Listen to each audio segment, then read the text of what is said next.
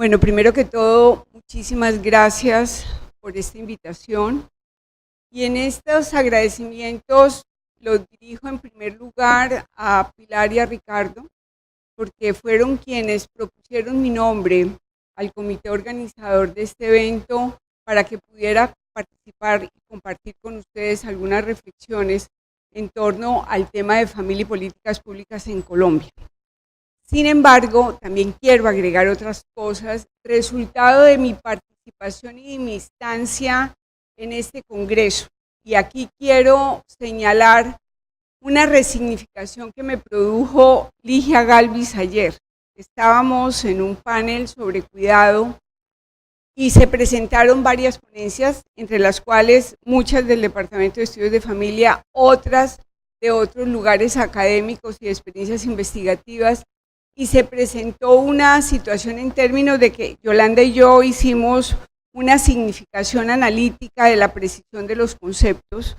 Ligia interviene y desde la intervención de Ligia me pone a mí a pensar realmente en la responsabilidad intergeneracional que tenemos. Tenemos una trayectoria y aquí quiero poner como la memoria de lo que ha significado mi trayectoria personal y académica en el mundo de familia, en Colombia y en América Latina, incluso en otras partes, y realmente Ligia daba ayer una clave, Ligia daba la clave de la responsabilidad que tenemos del enlace intergeneracional. En este evento se están presentando muchos esfuerzos investigativos, muchas ponencias que marcan rumbos, que marcan giros en el abordaje del tema de familia, pero lo que podríamos decir, los anteriores y las anteriores, como dice Rosa Montero, indiscutiblemente tenemos una responsabilidad académica y tenemos una responsabilidad política de cómo vamos a develar esos órdenes discursivos que se están presentando en el tema de familia. Además de esta expresión de resignificación que Ligia me provocó en las conversaciones con Yolanda, con Amparo, en la intimidad de nuestra habitación en el hotel, realmente el estar acá es muy significativo, no solamente por quienes estamos compartiendo con ustedes nuestros pensamientos, sino por ustedes que nos están escuchando, por ustedes que tienen precisamente esa disposición a escuchar, a significar, a proponer otras investigaciones, otros marcos de referencia para el análisis de familia, y este grupo de estudiantes del doctorado de estudios de familia de la Universidad de Caldas que están empezando esa trayectoria de indagación, de interrogación, de pregunta. Desde acá entonces yo quisiera, voy a tratar de que esto me oigan allá atrás, ¿sí? ¿Me están oyendo allá atrás?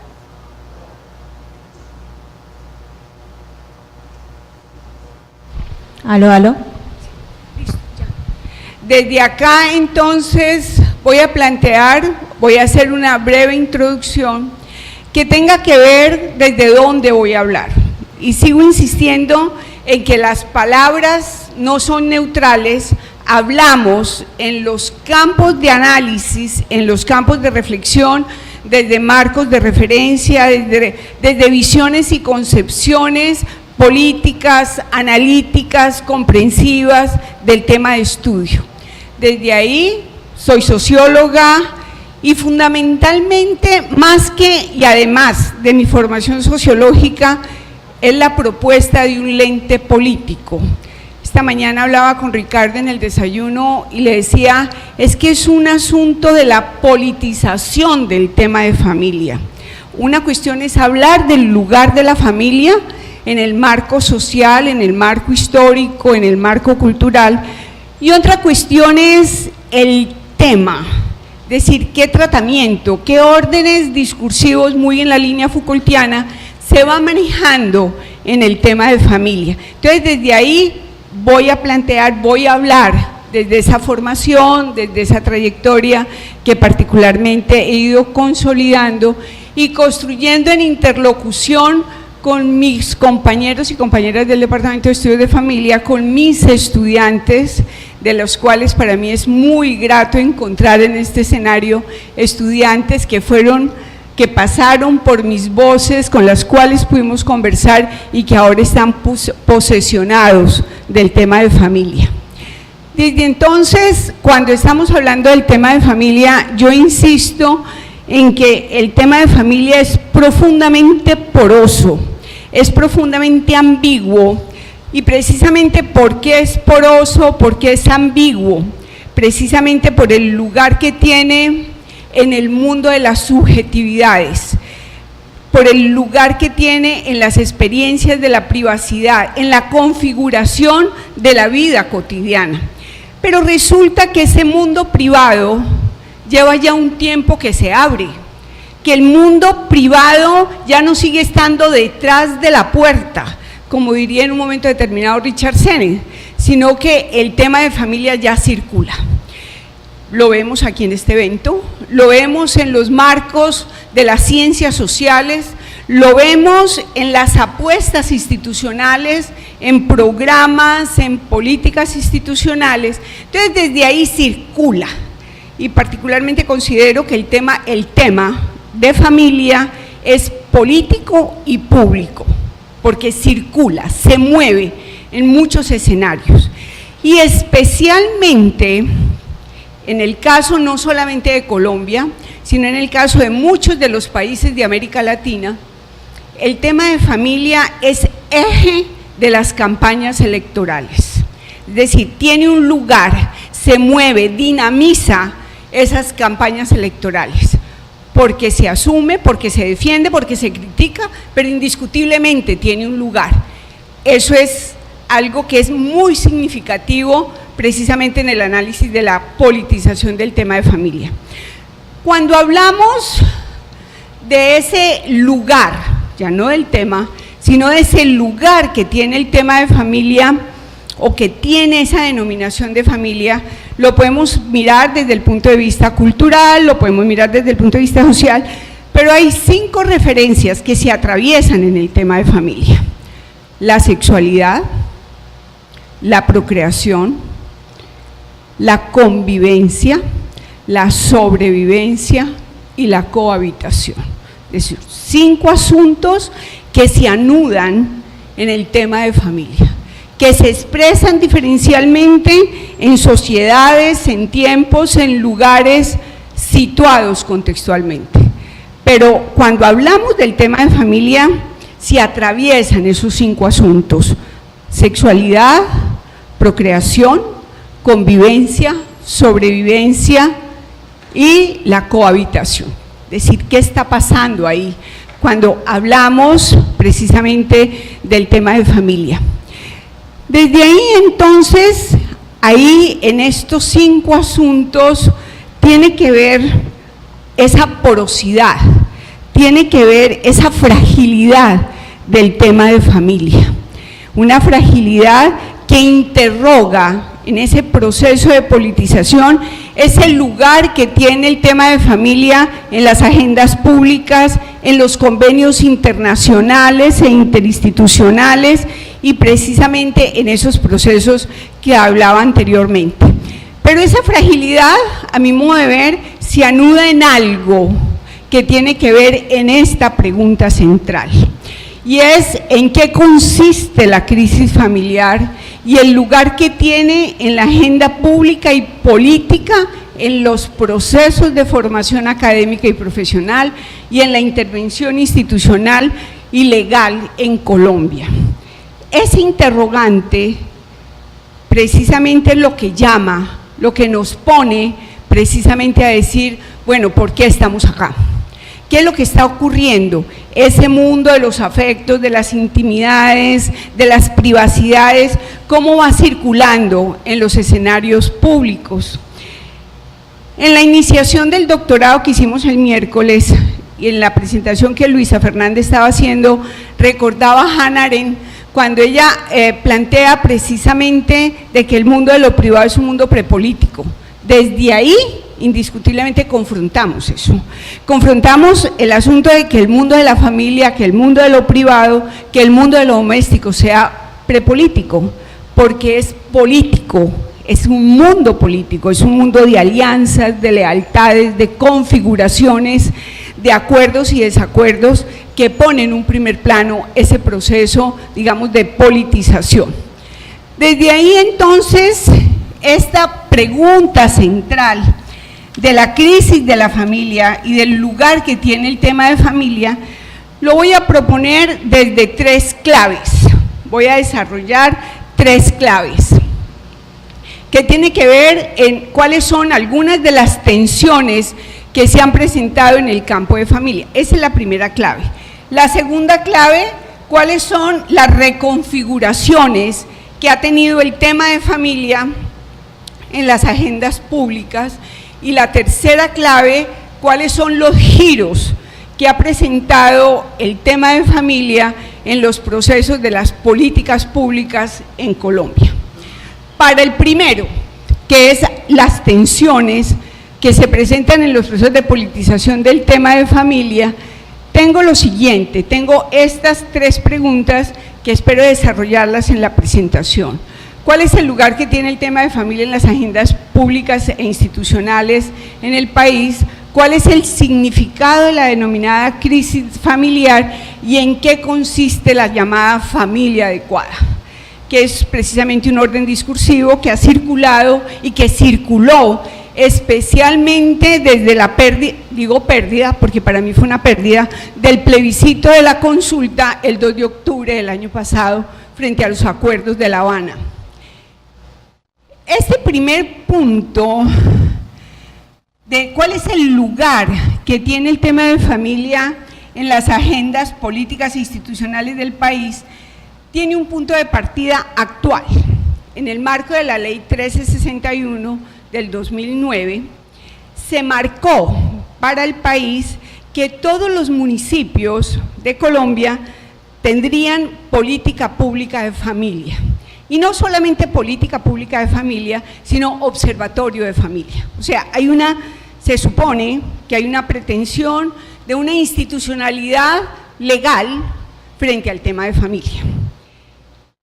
Cuando Pilar me llama y me dice que presente esta conferencia, yo decía, bueno, hay políticas públicas en Colombia, Ligia Galvis estuvo orientando, direccionando la política nacional de familia con el Ministerio de Salud, hay municipios que tienen política pública, al menos el documento, como es Bogotá, Medellín, Cali, Manizales, hay departamentos que Ligia también ha estado ahí, que es Antioquia y Santander. O sea, hay una institucionalidad, digamos, pública en el tema de las políticas públicas en familia en el país, con desarrollos desiguales, con formas de adecuación también distintas e implementación también distintas, con profundos intereses partidistas, como el que hemos vivido no solamente a nivel nacional, con el anterior ex procurador Ordóñez, sino también a nivel local y parroquial. En Manizales,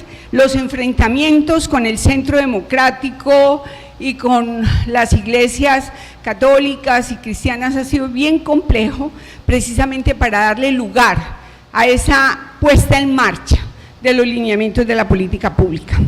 Entonces, Pilar me llama y me dice, esta conferencia, yo decía, yo no voy a repetir lo que está en los documentos, porque para eso están. También ha sido un tema de foros académicos, de artículos, de investigaciones, hay trabajos que ha hecho Yolanda Puyana, a trabajos que ha hecho Ligia, que se han hecho en el departamento, entonces desde ahí hay investigaciones, artículos, ensayos. Por eso quería poner el tema de la politización y por eso quería expresarles a ustedes qué es lo que ha pasado aquí en Colombia con ese tema de la politización de la familia.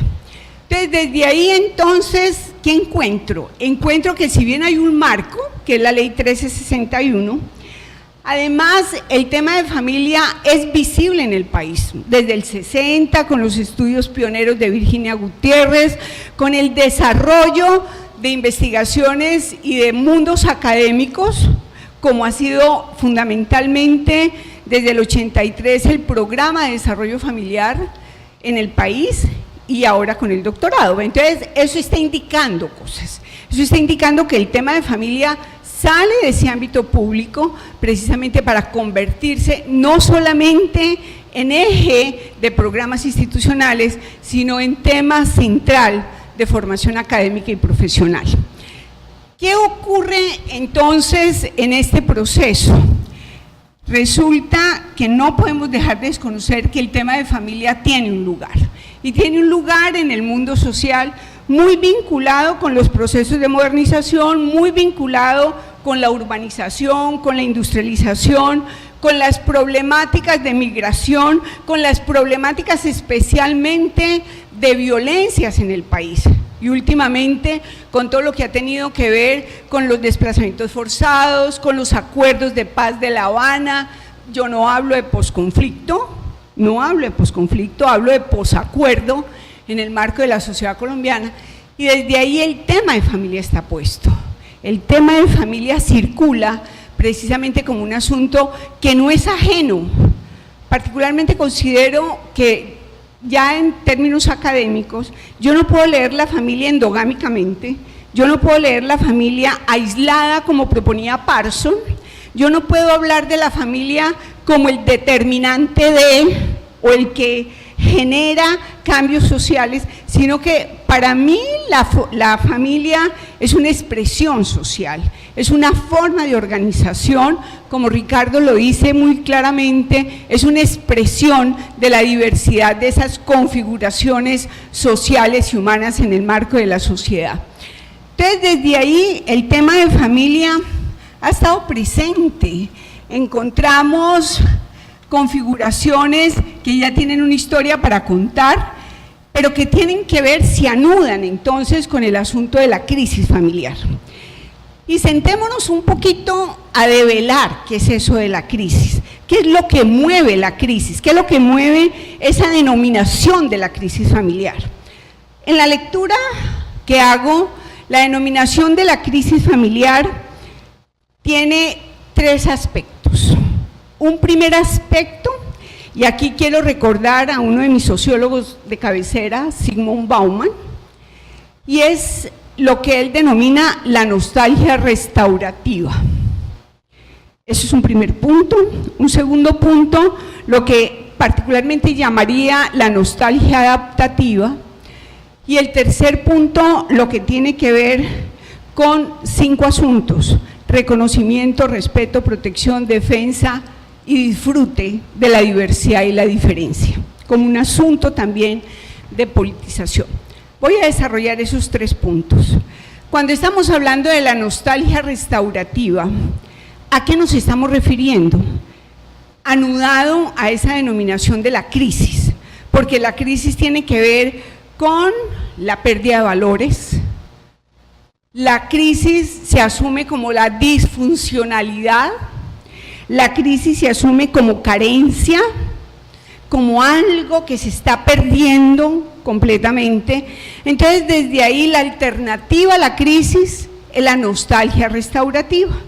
Hay que recuperar lo perdido, hay que volver funcional lo que es disfuncional, hay que rescatar los valores perdidos. Un discurso que circula socialmente, que atrapa, que gana precisamente reconocimiento. Entonces, desde ahí, una visión plenamente conservadora, que fue mirado en esta campaña electoral.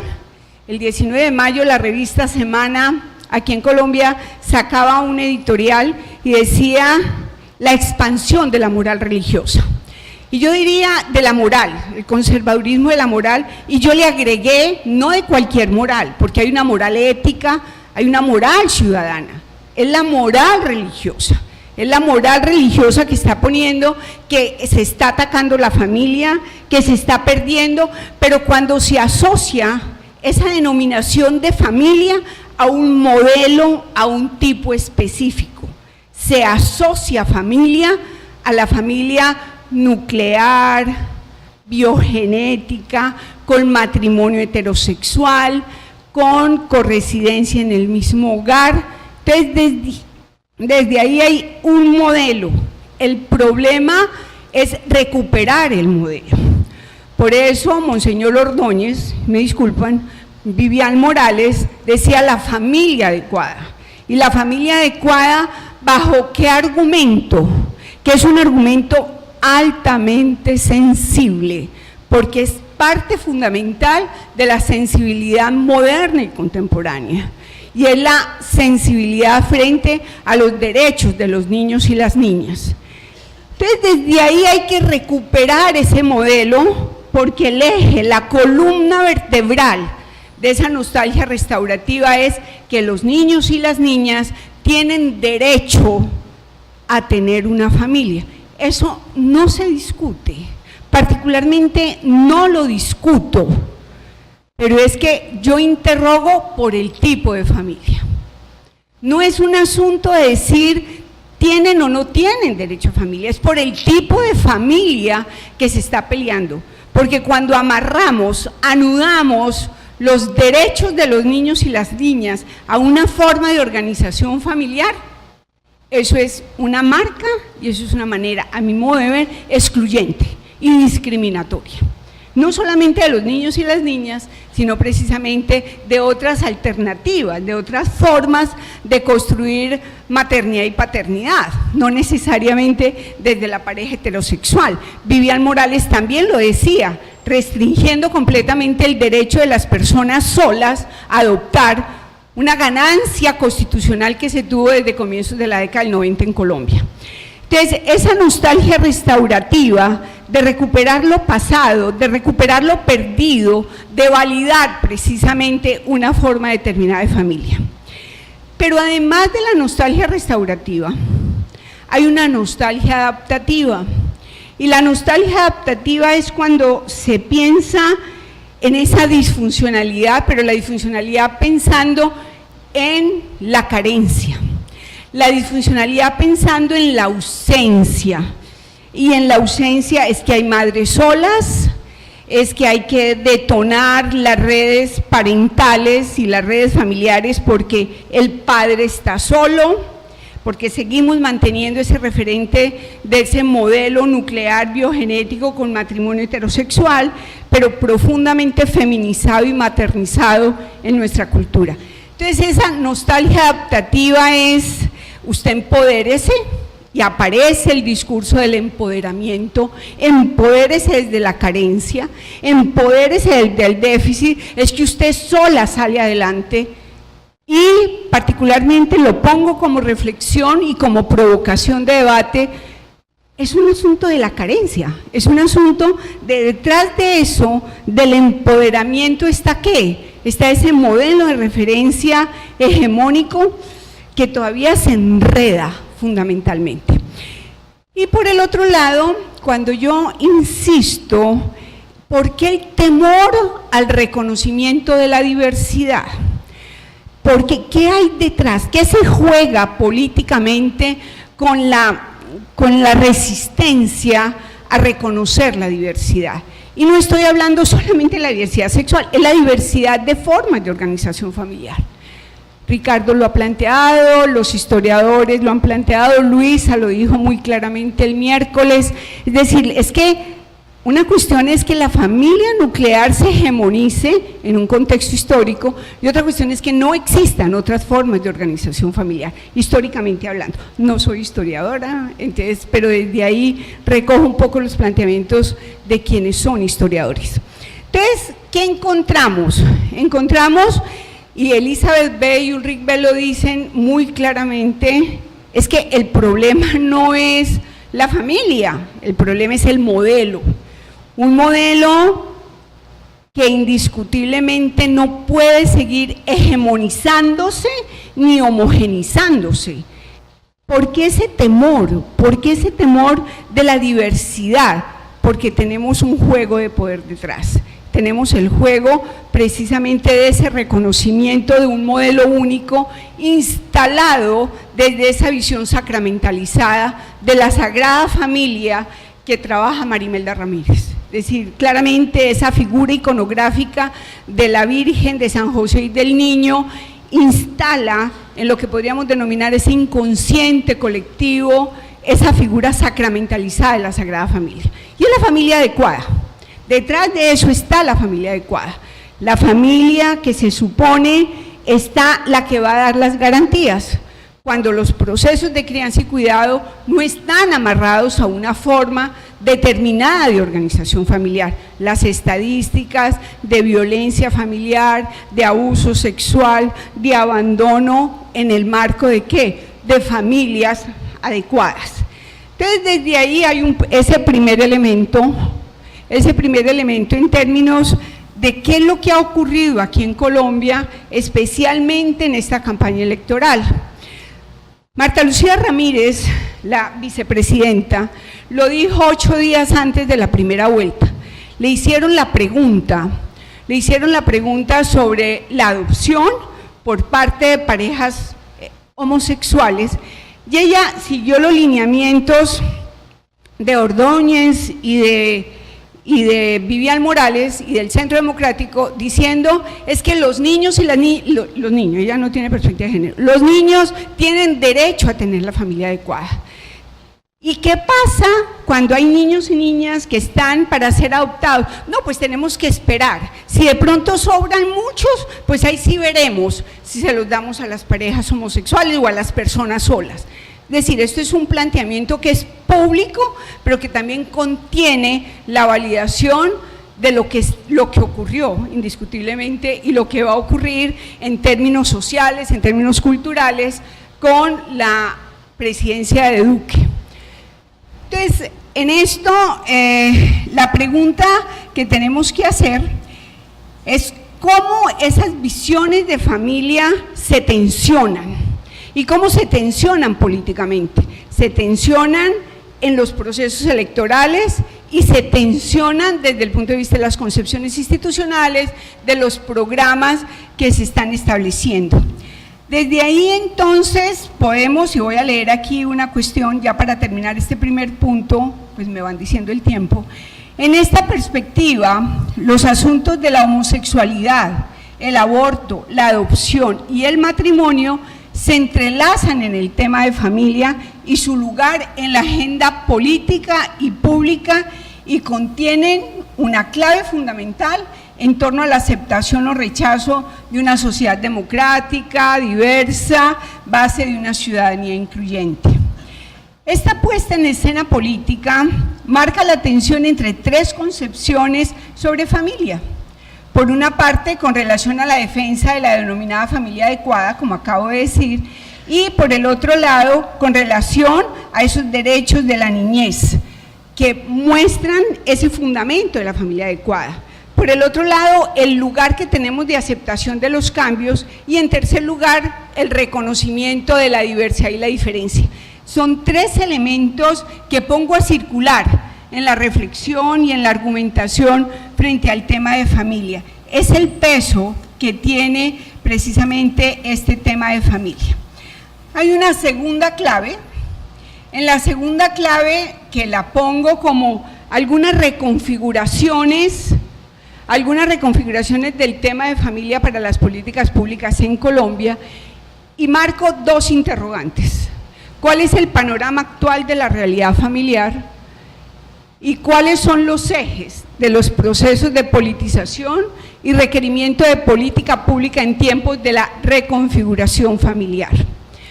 Desde ahí voy a tratar de hacer una lectura por cuestiones de tiempo, y digo lo siguiente: la familia tiene otro lugar en el mundo social contemporáneo. De ser el lugar de los afectos, las intimidades, las certezas incuestionables y anticipadas, conjuntamente con transgresiones inconfesables e inenarrables, el ámbito familiar es una referencia pública y política. Ya no se trata de la naturalización del amor, de la familia como lugar identitario del reconocimiento social. Se trata de cómo se tramita la vida, de cómo se logra construir y negociar la convivencia entre los seres humanos que tienen el reconocimiento como sujetos de derechos, y desde estos escenarios se puede observar la formación de la democracia y las relaciones ciudadanas. El mundo familiar es otro. Las dinámicas de la globalización, los movimientos del capitalismo neoliberal, el desenclave institucional que trae la individualización, como lo plantea Giddens, la expansión tecnológica, con la virtualidad, con los celulares, con los iPods, y el asunto de los derechos y la ciudadanía le ponen otra cara al tema de familia y a los órdenes discursivos públicos y políticos sobre familia. Es un tiempo de profundos cambios que implica reconocer las transformaciones que se dan en la organización y gestión de la vida cotidiana, en los encuentros interaccionales, en la formación de las subjetividades y en las responsabilidades sociales. Asistimos a un profundo movimiento poblacional, nos movemos en la disminución de la fecundidad, el incremento de la esperanza y la expectativa de vida, vivimos más años, la dependencia poblacional presenta otros ritmos, especialmente en las mujeres y los hijos y las hijas, a través de la educación, la profesionalización y la generación de ingresos. El envejecimiento, la vejez y la longevidad atraviesan las lógicas del mercado con prácticas culturales de salud y calidad de vida en los proyectos de autonomía e independencia. Eso resultó de una investigación a nivel nacional que hicimos con otros 2 profesores de la Universidad de Caldas sobre la calidad de la vejez en 10 municipios colombianos. Un panorama que genera interrogantes frente a las certezas anticipadas de la crianza y el cuidado y a las responsabilidades familiares, sociales, legales y estatales de todos y cada uno de los integrantes de la organización familiar. Identificamos giros en la consideración de un pretendido ciclo de vida naturalizado, de vida familiar naturalizado, de ser miembros dependientes de una familia a constituir su propia familia, con hogar compartido local, global o localmente, o a la opción de disponer de un hogar unipersonal, sin pareja ni prole, o con pareja y prole en otro hogar, que es lo que se denominan hogares SLAT. Hay un desplazamiento del considerado ciclo natural de la familia, con la certeza de la atención y el cuidado de la vejez. Anteriormente se tenía la certeza de que nuestros anteriores nos iban a cuidar, ahora no, ahora hay todo ese quiebre, esa incertidumbre de quién me va a cuidar, un asunto que el mercado indiscutiblemente detona con los hogares geriátricos, con los programas de institucionalización y de atención a los viejitos y las viejitas. Sustentado en la lógica de la continuidad familiar, por el giro y la irrupción hacia el propio proyecto de vida personal y la movilización discursiva de la autonomía y la independencia. El tiempo y el espacio y el mundo familiar desde una sola manera no están definidos ni anticipados ni garantizados. Hay diversidad de caminos para la configuración familiar, con otra cuestión muy importante, sin la carga moral y social. De igual manera, circula la opción de la decisión personal de no tener pareja, de tenerla, de terminar una relación o de continuar o de construir otra, de reivindicar el derecho a la sexualidad y la afectividad sin la proyección de una pareja o de una prole, de formar pareja más allá del dualismo masculino-femenino y heterosexual. Se desliga la decisión de la maternidad o la paternidad de la preexistencia de la pareja heterosexual, como también se decide por la maternidad y o paternidad en pareja o en condición de orientación sexual o identidad de género. De ser madre o padre en pareja o individualmente, por línea biológica, por adopción o por reproducción asistida, como se trabajó ayer. Y en la Universidad de Caldas hay un semillero, que aquí está la profe con sus estudiantes, sobre reproducción asistida, con material genético propio o de terceros, con alquiler o préstamo de útero, gestación directa o subrogada, de decidir una corresidencia en el mismo hogar o compartiendo otros lugares, de construir una convivialidad familiar desde la densidad vinculante y no por la presión de la pertenencia parental. O sea, el escenario actual, el paisaje actual familiar es complejo, es diverso, ahí circula indiscutiblemente muchas opciones. Hay un desenclave precisamente de ese escenario natural de la familia como estructura de acogida, de codescendencia. Se pone en cuestión el anclaje del parentesco. El parentesco ya no es por semen y sangre, sino que hay otras maneras. Joan Bestard lo ha planteado, lo veíamos el miércoles con los estudiantes del doctorado. Hay otras maneras, hay una irrupción de otras opciones, de otras maneras. Es lo que podríamos decir en términos de Bauman, es la modernidad líquida, enunciada y anunciada por Bauman, donde se configura la tensión y la incertidumbre entre el lugar de la memoria y la necesidad de una pertenencia colectiva, y la amnesia que produce el desenclave parental mediante la expansión de la racionalización y la voluntad individual, como Carolina y yo lo dijimos en un artículo. En este contexto familiar de incertidumbre, de desenclave de este modelo hegemónico que pretende homogenizar el mundo familiar, se somete también a interrogación esos dos procesos que son inherentes al mundo familiar en una visión convencional, que es por un lado la crianza, pero el cuidado. Eso es otro asunto que es importante distinguir, porque la crianza, y esto lo vimos en procesos de investigación anterior, y Amparo Micolta lo ha trabajado muy bien, en términos de la crianza es una forma de cuidado, pero no es el cuidado, porque el cuidado también es un proceso que acompaña a todos los seres humanos durante toda la vida. Para Rosario Aguirre, los cambios y transformaciones familiares, especialmente en las últimas décadas, han hecho visible procesos de desfamiliarización de la crianza y el cuidado familiar.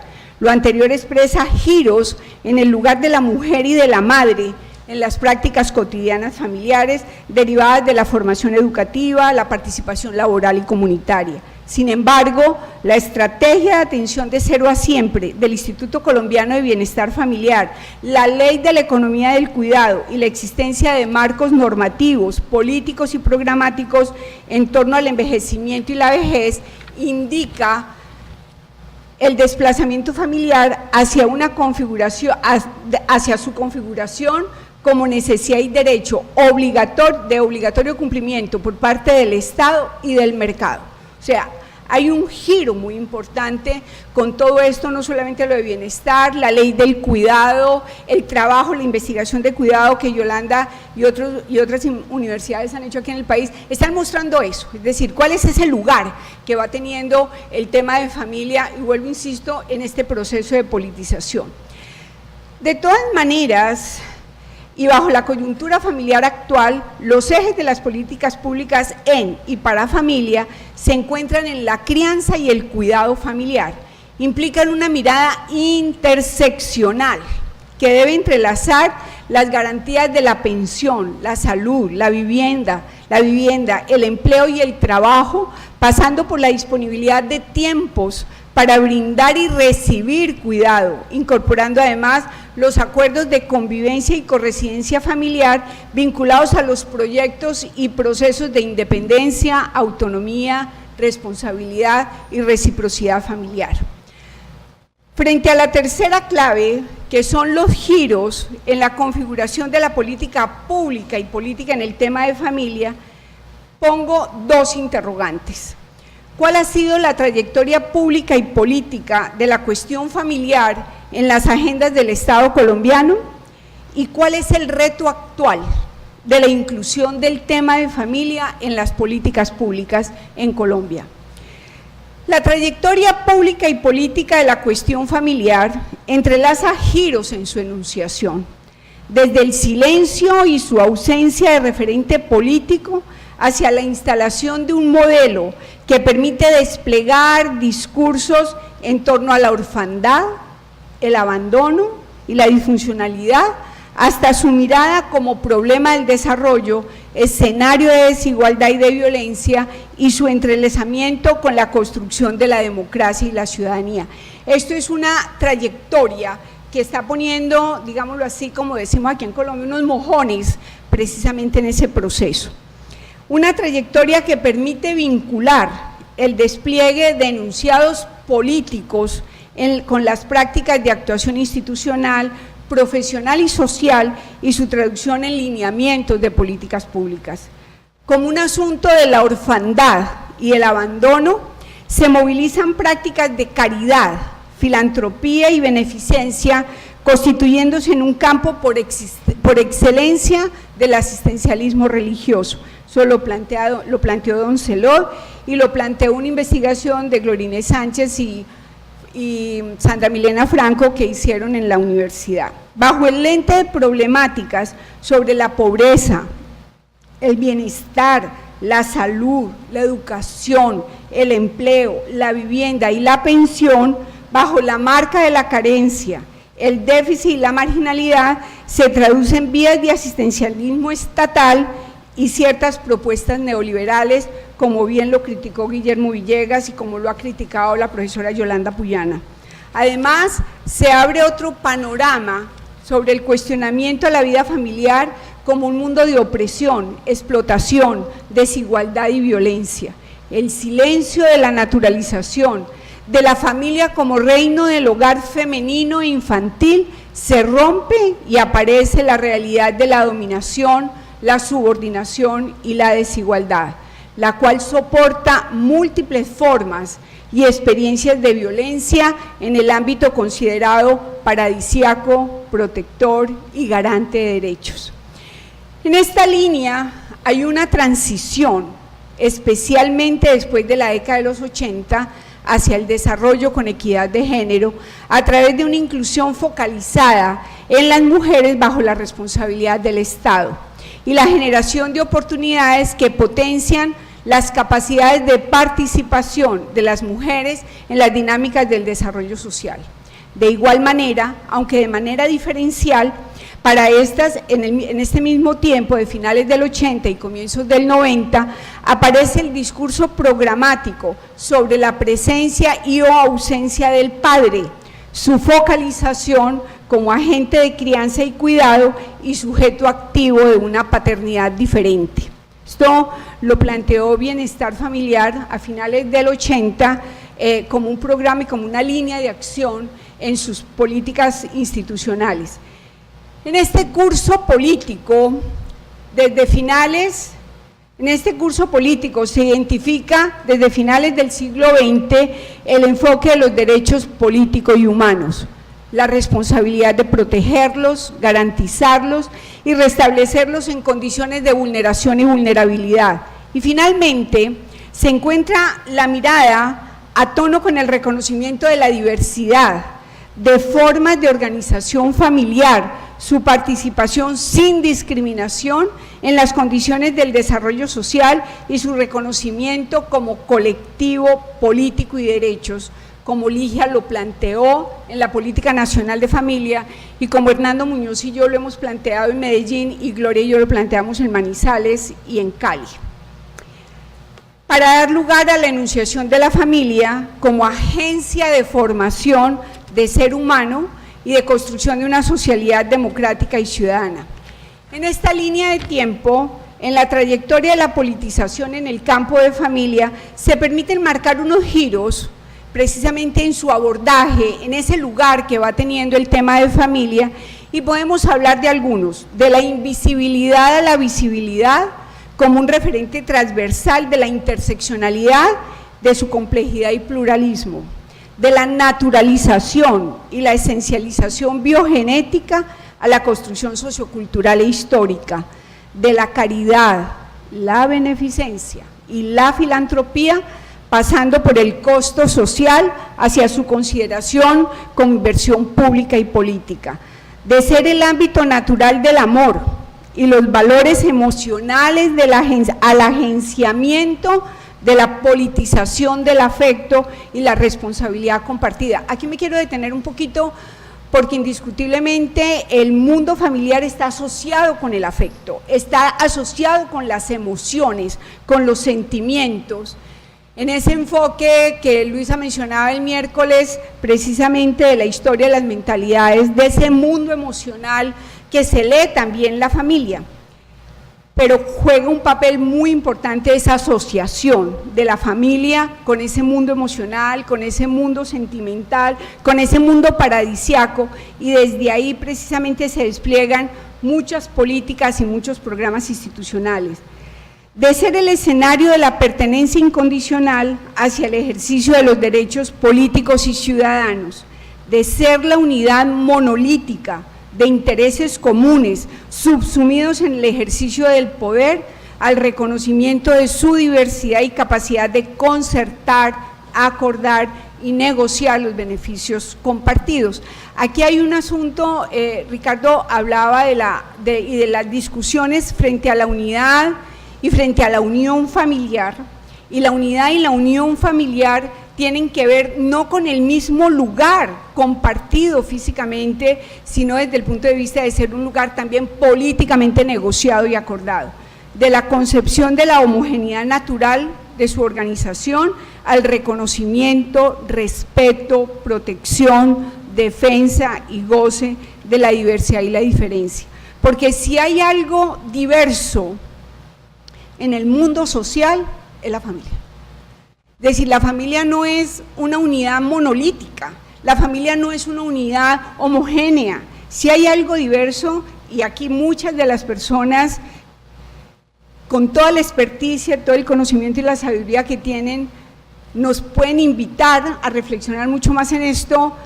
De lo que yo estoy planteando es que leamos la familia como ese mundo de diversidad, y un mundo de diversidad desde el parentesco, es decir, los lugares parentales son completamente diversos, desde el género, desde la generación, desde la orientación sexual, desde las pertenencias nacionales y mucho más ahora en este mundo globalizado. Es decir, leamos despacito, no por la canción, sino leamos despacito precisamente esa diversidad que tiene el mundo familiar. Esta trayectoria del curso vital del mundo familiar hace visible su pluralidad y complejidad como una realidad situada, y desde aquí el requerimiento de su abordaje e intervención interseccional. Las razones que sustentan este planteamiento se derivan de la correspondencia que cada uno de estos tránsitos con situaciones sociales, culturales y políticas particulares, las cuales atraviesan aspectos subjetivos y objetivos que permiten comprender la articulación simultánea de los diferentes marcadores de desigualdad y su expresión en las relaciones sociales y familiares, como se expresa en el informe sobre políticas familiares y de género que sacó Claxo en el 2015, editado por Graciela Di Marco, por Luisa Fernanda Giraldo y Joana Patiño. Además, la consideración del mundo familiar como estructura de acogida, agencia de desarrollo humano y agenciamiento de los derechos políticos y humanos para la construcción de ciudadanía se fundamenta en los procesos de distribución, reconocimiento y representación social de la inclusión democrática, de la diversidad y la diferencia. Por lo tanto, el reto de comprensión del mundo familiar y la traducción de su transformación cultural, política, económica, legal y social en políticas públicas incluyentes desde la diversidad y la ciudadanía se soporta en los argumentos planteados por el grupo G7 de Claxo en torno a la necesidad de identificar los principales cuellos de botella institucionales, contradicciones normativas, políticas, de valores, prejuicios y creencias que han impedido una implementación más acorde a la realidad vigente y futura de la familia, más allá de la matriz heteronormativa de un modelo familiar que se instaló en otro contexto histórico distante de la realidad presente y la proyección futura de la realidad familiar. Muchísimas gracias.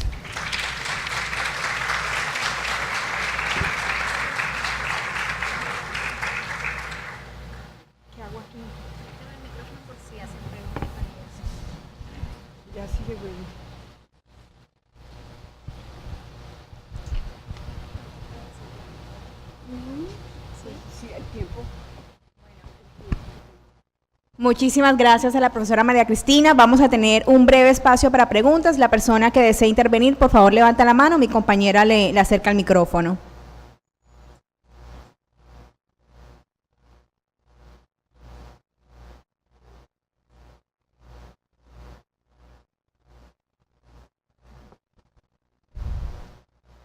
O quedó muy claro o no me entendieron.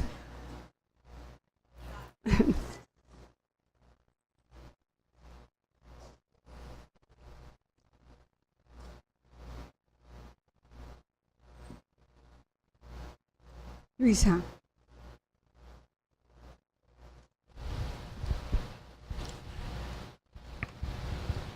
Lo que quiero aclarar es el término de la familia prepolítica. Ese es el discurso de las ciencias sociales tradicionales. O sea, le quitaron a la familia o la definieron y definieron el parentesco como una forma de organización prepolítica. Eso no quiere decir, o sea, la despolitizaron. Claro. ¿Sí? Eso es lo que quiero señalar. Y además el asunto de lo prepolítico fue puesto desde el ámbito de lo privado. Claro, sí, sí. Sí, hay una despolitización.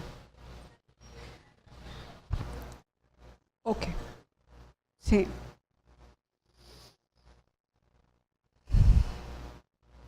Hilda. Hola, Cris. Hay una cosa que a mí me parece muy interesante cuando tú planteas el tema alrededor de lo que es la situación, el concepto, la forma como se concibe el tema de crisis familiar, pero digamos más planteado desde un ángulo político, ¿sí? Del concepto de crisis para poder instaurar, digámoslo así, un modelo hegemónico que tiene que ver incluso con los juegos en este momento del Estado, ¿sí? Lo que sea diferente a pasa a ser parte, digamos, de un asunto de crisis, ¿sí? Lo otro tiene que ver con los otros conceptos de crisis familiares que se viven cotidianamente y que son parte, digamos, de las construcciones que las familias tienen a lo largo, digamos, de un proceso de vida, que incluso han sido redefinidas, incluso por algunos sociólogos, por psicólogos, por psiquiatras, antropólogos, alrededor del concepto de crisis, no como algo que tiene que ver con esos elementos, digamos, hegemónicos y patologizantes y de pronto disfuncionales, sino que saltan la mirada hacia la posibilidad, por ejemplo, de la resignificación, de la reconfiguración, de la transformación como incluso la crisis como un elemento necesario para generar procesos de transformación y de performance, por ejemplo. Desde el ángulo, digamos, de lo político me parece muy interesante, sobre todo porque es lo que precisamente se la juega el tema de lo que tiene que ver con la configuración pública y política del tema de familia.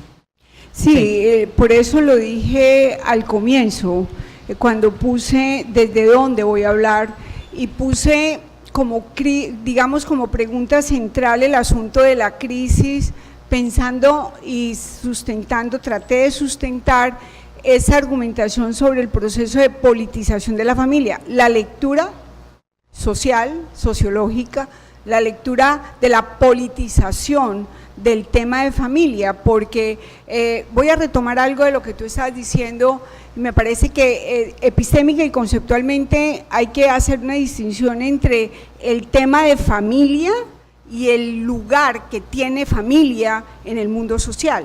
Entonces, desde acá, cuando estamos hablando de política pública, es un poco esos órdenes discursivos, cómo circulan, cómo se mueven y cómo se someten a las decisiones. Es que las tensiones que acabamos de vivir en este país, especialmente después del 2 de octubre, cuando el plebiscito se pierde prácticamente por 50.000 votos, se pierde el plebiscito.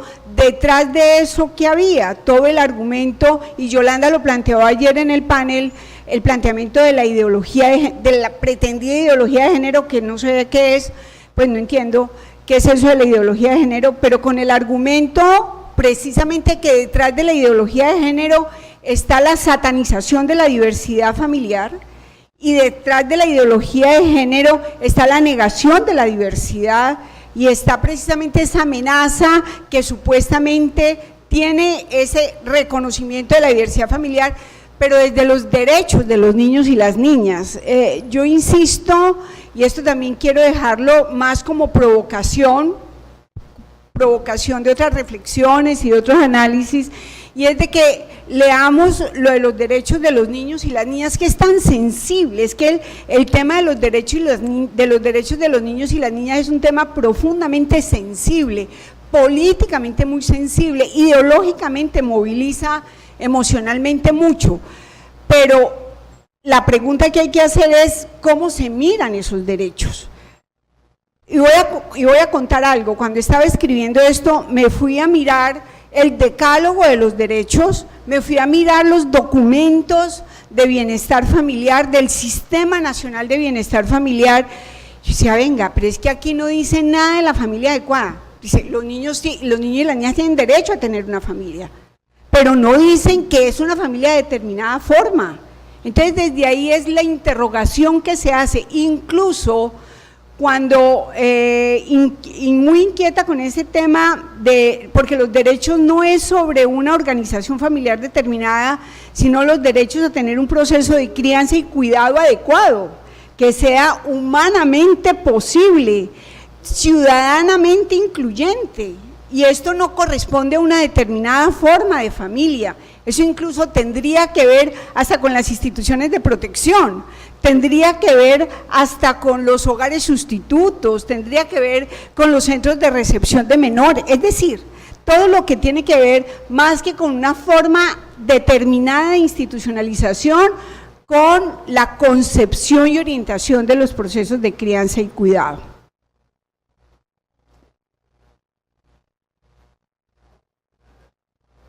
Parece que ya.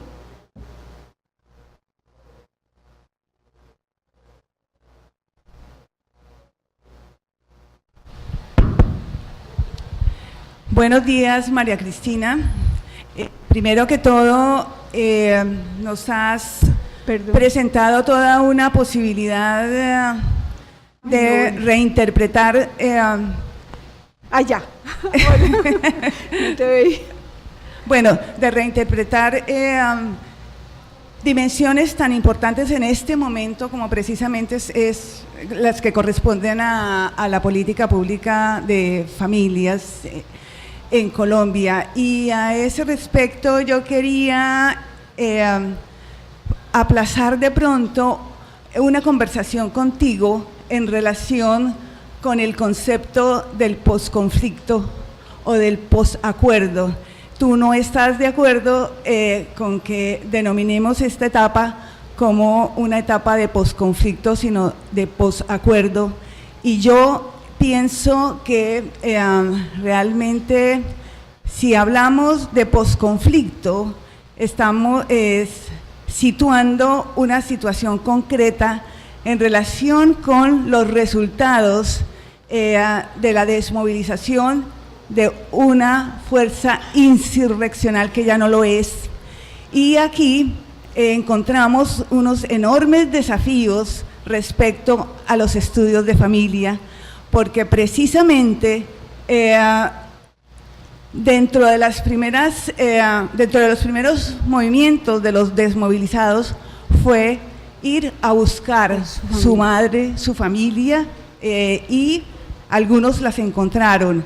Pero además el anhelo de las jóvenes excombatientes de el derecho a la maternidad que reivindicaron, de tal forma que en este momento se habla de un boom de hijos de la paz, sí. Y estos hijos e hijas de la paz pues simbolizan precisamente lo que podría ser un posconflicto, es afín o análogo a procesos de posguerras, ¿no? Lo que estamos viviendo en este momento. Pero claro, esto no lo vamos a resolver ahora y seguramente vamos a tener en algún otro momento posibilidades de discutir y comentar a ese respecto, pero desde mi perspectiva sí creo en la posibilidad que nos ofrece la categoría posconflicto para interpretar muchas situaciones que se están viviendo en las regiones. Gracias. Bueno, Marimelda, muchas gracias. Públicamente acojo la conversación, que espero que la tengamos de otros temas. Sí, son posturas y son maneras de leer, digamos, distinto. Vamos a buscar puntos de acuerdo o de encuentro o de seguir desencontradas en estas posturas. Muchísimas gracias.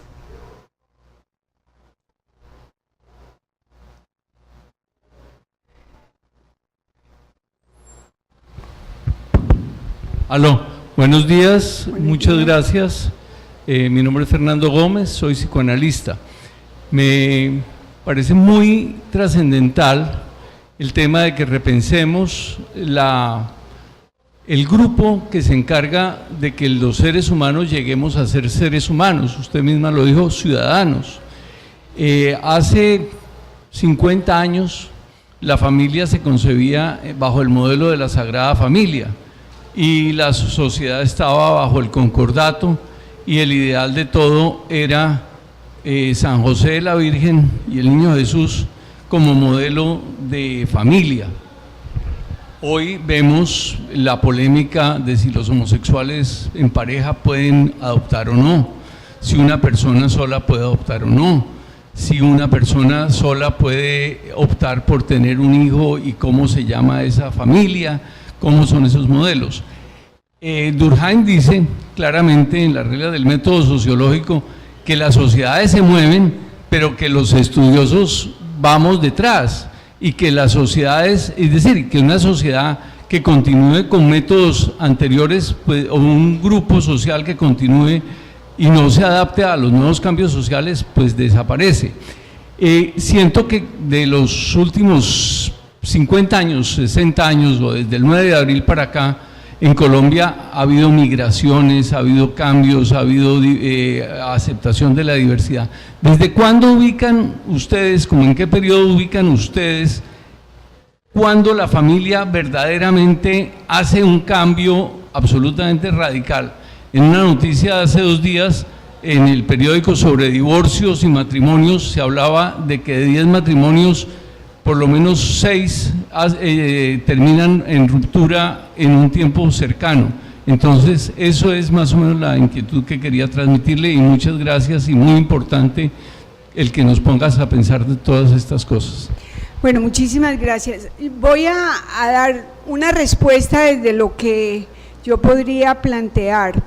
Y aquí quiero recordar a una maestra clásica de la sociología que es Agnes Heller, cuando ella dice que mientras las revoluciones políticas se estallan, las revoluciones culturales se producen. O sea, son tiempos diferentes. Para acercarme y un poco desde la provocación, porque no sería una argumentación muy definitiva, yo marcaría desde mi perspectiva de análisis social, los procesos se van dando. Yo no diría una fecha determinada, considero que hay unos procesos, unos ritmos sociales que se van manifestando. Pondría en un primer plano de discusión cómo se va configurando unos cambios, unos movimientos después de la segunda posguerra. La década del 60, no solamente para Colombia, sino para el mundo entero, marcó lo que podríamos considerar el derrumbe parcial del Estado, el derrumbe parcial del ordenamiento tradicional, y cómo vamos marcando otros giros muy vertiginosos en la segunda mitad del siglo XX. La emergencia de la tecnología, por ejemplo, la tecnología del control de la natalidad, que empieza precisamente en el marco del Plan Atcon, a ir generando unos cambios en las prácticas culturales.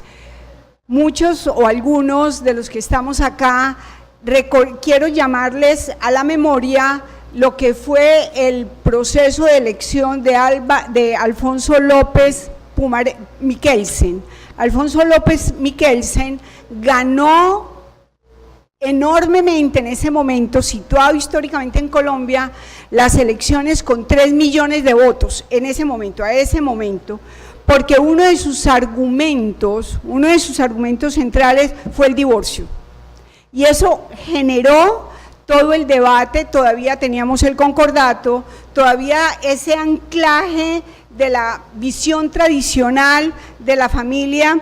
Y yo recuerdo, ya esto como respuesta de mi memoria también, porque esto es otra de las, digamos, de los compromisos que tenemos acá de entregar memoria, y es que empezó a generarse todos unos estudios sobre la muerte de la familia. Gloria Pachón de Galán sacó un texto sobre la muerte de la familia, y habían una serie de estudios que empezaron en la década del 80 a plantear esa muerte de la familia precisamente en el marco del divorcio.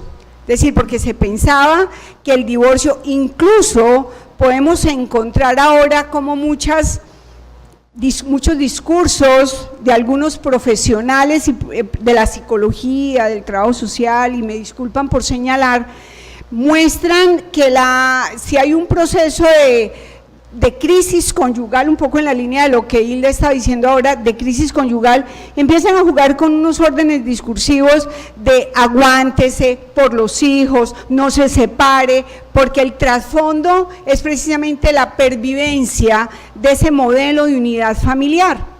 Entonces, esto, década del 80, empieza a moverse otros discursos sobre los derechos, empieza a moverse, finales del siglo XX fue muy significativo la discusión sobre el género, la postura de las mujeres, los cambios en algunos de los eventos de los congresos internacionales de familia se veía mover, y desde esa memoria a mí me ha llamado mucho la atención en este evento la centralidad de un planteamiento sobre la desnaturalización del modelo único y homogéneo de familia.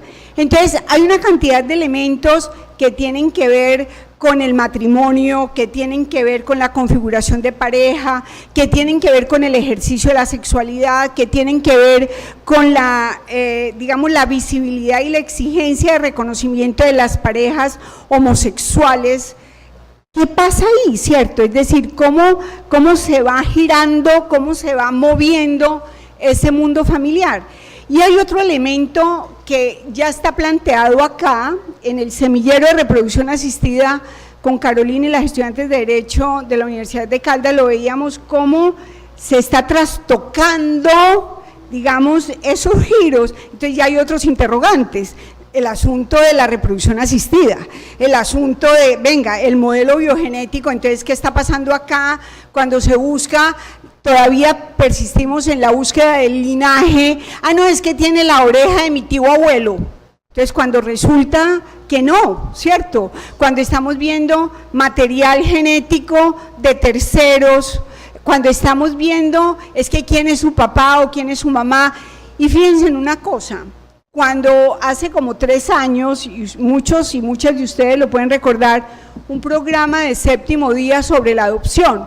Entonces, existe digamos, como la persistencia de ese imaginario de que los niños y las niñas adoptados buscan su familia biológica.